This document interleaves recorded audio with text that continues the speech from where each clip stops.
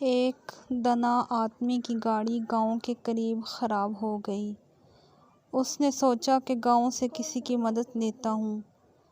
وہ جیسے ہی گاؤں میں داخل ہوا تو اس نے دیکھا ایک بوڑھا شخص چارپائی پر بیٹھا ہے۔ جب اس نے پہلی بار آنکھیں کھولیں تو اس نے خود کو مرغی کے چوزوں کے درمیان پایا۔ یہ خود کو مرغی کا چوزا سمجھنے لگا اور دوسرے چوزوں کے ساتھ ساتھ اس نے بھی دانہ چگنا سیکھ لیا۔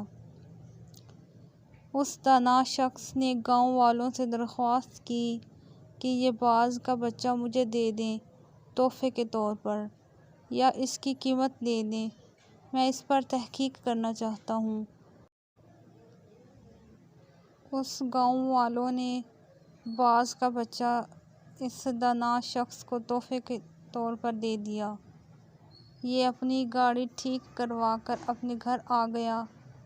وہ روزانہ باز کے بچے کو چھت سے نیچے پھینک دیا کرتا، مگر باز کا بچہ مرغی کی طرح اپنے پروں کو سکیڑ کر گردن اس میں چھپا لیتا۔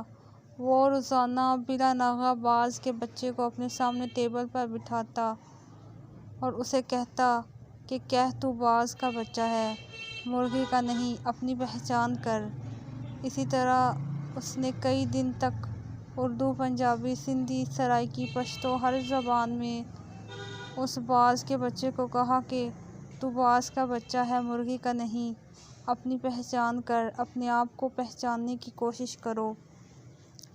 آخر کار وہ دانا شخص ایک دن باز کے بچے کو لے کر ایک بلند ترین پہاڑ پر چلا گیا اور اسے کہنے لگا کہ خود کو پہچاننے کی کوشش کرو، تم باز کے بچے ہو۔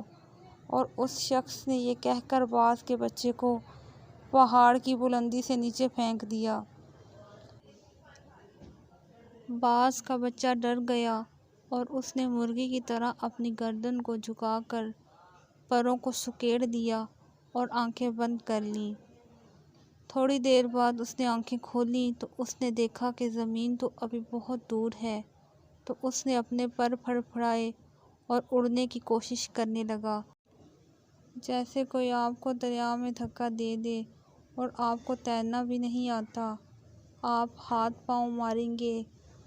تھوڑی ہی دیر میں وہ اپنے آپ کو بیلنس کرنے لگا، کیونکہ باز میں اڑنے کی صلاحیت خدا نے رکھی ہوتی ہے۔ تھوڑی ہی دیر میں وہ اونچا اڑنے لگا اور خوشی سے چیخنے لگا اور اوپر جانے لگا۔ کچھ ہی دیر میں وہ اس دانا شخص سے بھی اوپر نکل گیا اور نیچے نگاہیں کر کے اس کا احسان مند ہونے لگا۔ تو دانا شخص نے کہا، اے باز، میں نے تجھے تیری شناخت دی ہے، اپنے پاس سے کچھ نہیں دیا، یہ کمال صلاحیتیں تیرے اندر موجود ہیں، مگر تو بے خبر تھا۔ یہی معاملہ ہم لوگوں کے ساتھ ہے۔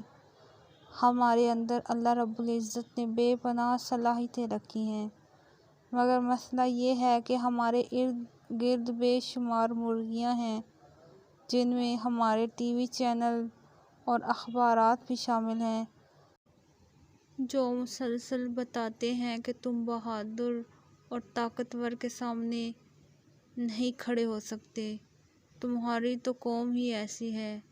کامیابی کی شرط یہ ہے کہ ہم خود کو پہچاننے کی کوشش کریں، تاکہ ہم ایک بہترین امت اور بہترین قوم بن کر اس ملک کی تعمیر و ترقی میں اپنا کردار ادا کر سکیں۔ Always be happy.